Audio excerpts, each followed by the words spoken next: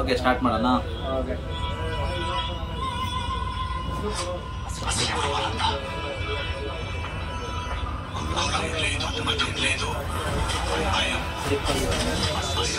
ಸ್ವಲ್ಪ ಜೋರಾಗಿ ಮಾತಾಡ್ಬೇಕು, ಯಾಕಂದ್ರೆ ನಾವು ಮೈಕ್ ಹಾಕೊಂಡಿಲ್ಲ.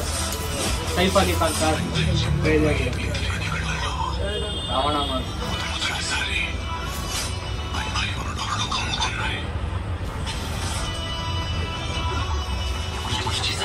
ಅಂದ್ರೆ ಇವ್ರ ಭಯ ಯಾವ್ದು ಇಲ್ಲ, ಆದ್ರೆ ಭಯ ತೋರ್ಸೋನು ಒಬ್ಬ ಬರ್ತಾನೆ.